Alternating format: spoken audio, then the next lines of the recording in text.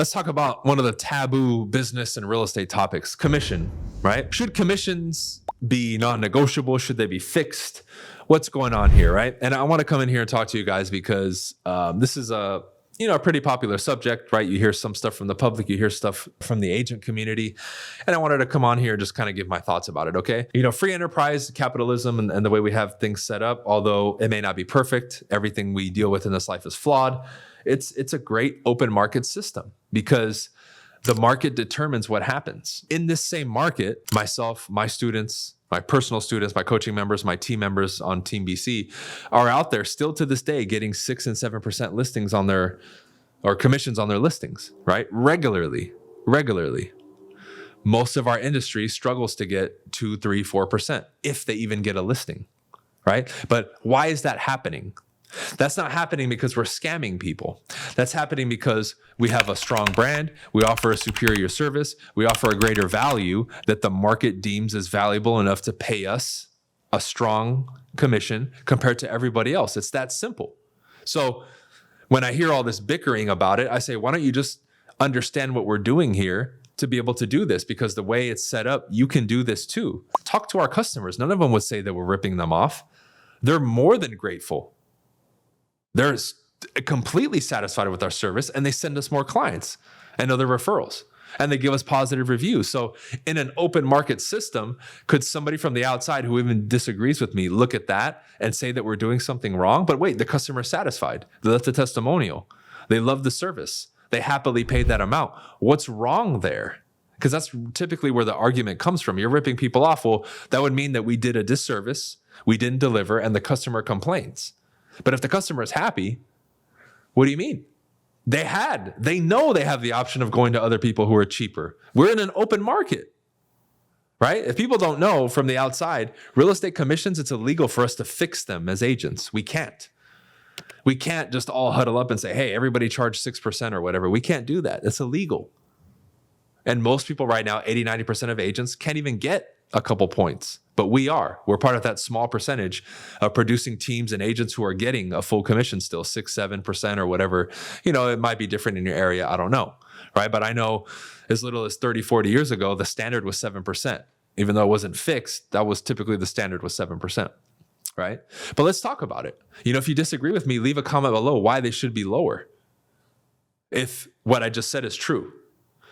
Because in reality, the vast majority of transactions out there, the large chunk of them, right, are coming from this small percentage of agents like me and my team and all that, right? And I know we are because of our production, right? My team, again, if you're new or you're from the public, we did 130 million in volume last year, right? Volume means dollar value of homes sold. So if we took that 130 million and we looked at it from a $500,000 home standpoint, that means if we use that example, then my team sold 260 over the course of a year of $500,000 homes, right? Because if you added all those up, it would be 130 million of volume of price of home, right? That's what that means. If most of us, right, who are in this category are selling, 70, 80% of the homes or whatever the percentage is, right? I would have to look to tell you for sure how much of the top teams and realtors, but typically it's 80-20, right?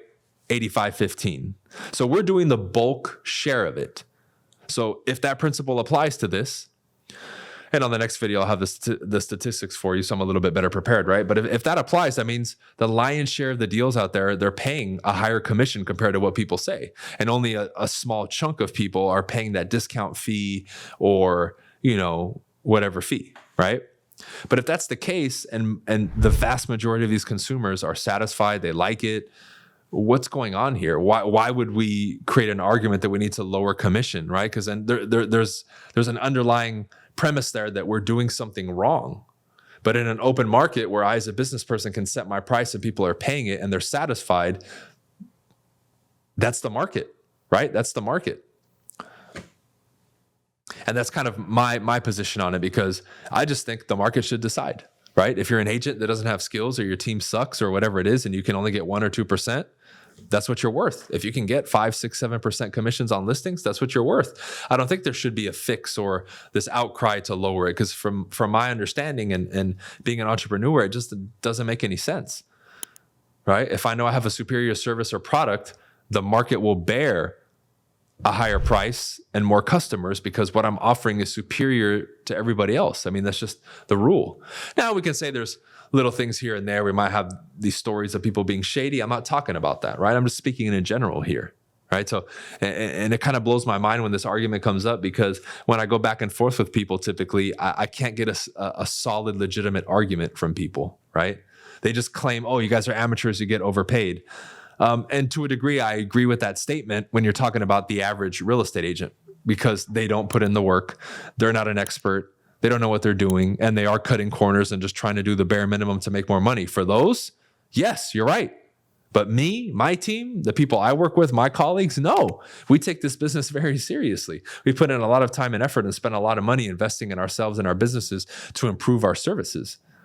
We're not overpaid amateurs.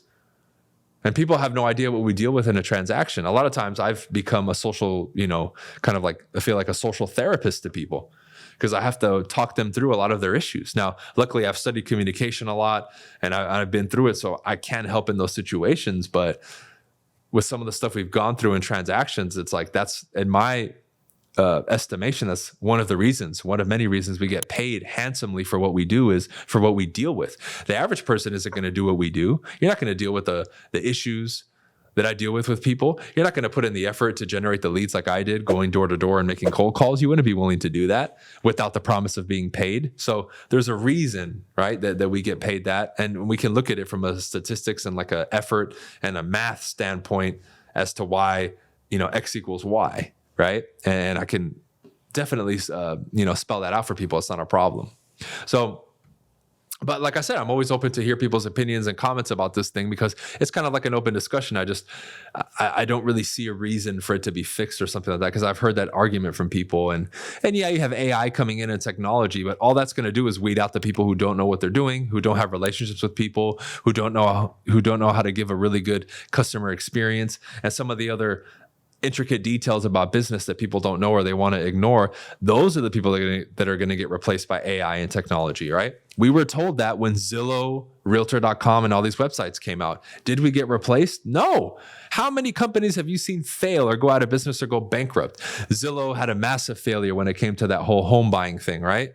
And they were like net negative, like $500 million or something. And I saw it happen in real time. I saw them buying up homes at full price and then trying to sell them for a higher price. I'm like, wait, that doesn't make sense, right? Purple Bricks or whatever, right? That purple one and all this other stuff, like they failed and they've gone bankrupt or they're out of the market. But supposedly we were going to get phased out. Now, at some point, maybe we will. I don't know.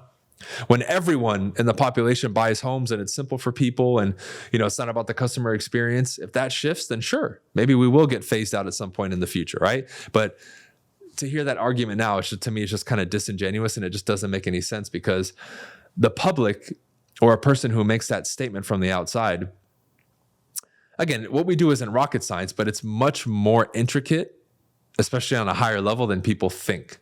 If I'm the average agent who sits at home all day in my sweats and doesn't really do any deals, you're right. I don't take my profession serious. I'm not doing much. It doesn't make sense. But the people who run businesses and run teams and do what I'm doing, it's different, right? We operate like a legitimate business, right? We have employees, we have multiple agents, we do trainings, right? We go out there and do activities every day. We invest into the business, we do marketing, we do a lot of things. We're not just this little random person who shows up and gets a check for $20,000, right? But I get it, right? The public doesn't know. So I've been seeing a post float around on Facebook where people are listing some of the stuff that we do. And it's interesting because, the top of the post is like, hey, the public doesn't know what we do. And there was literally like a laundry list of 200 things. And I read some of it and I was like, man, this is like, technically, if we're going to make a list, that's only scratching the surface of stuff that we can deal with because that's typical. Let's say, like in most cases, the transaction goes south or an issue pops up that would add a whole other list just like that of things that we would have to do in addition to what was there to make up for some of these things, right? So it's just a lot. But again, this is an open discussion. I like talking about the taboo topics of commission and all that. And I really think it's just something that I think most people talking about it, not all, but most, it's not the right people talking about it. And we need to have an open discussion and panel. And I would be happy to participate on it, just talking with the public or people who might have opposing opinions, agree with me, disagree with me, just so we can find like a baseline to really kind of get on the same page about this. Because I don't feel, aside from the people who are shady or do fraudulent stuff, I don't really feel there should be a fix for commissions, because if you can get what people are willing to pay and they're happy and they're paying it and you're getting it, go for it, right? If I sell something and somebody buys it, both parties are happy, we move on. Am I really doing something wrong, right? Again, assuming we're being honest and ethical and all that, right? Because I always say that. Why would somebody come in and say, no, that's wrong? If both parties in a business transaction are satisfied, it just doesn't make any sense. Okay. Let me know your thoughts. I'd be happy to talk more about it, but that's it for this one, guys. All the links are in the description. We'll see you on the next episode. We're going live most weeknights and sometimes on the weekends at 6 p.m. Eastern. Tune in live to the show. All right. See ya.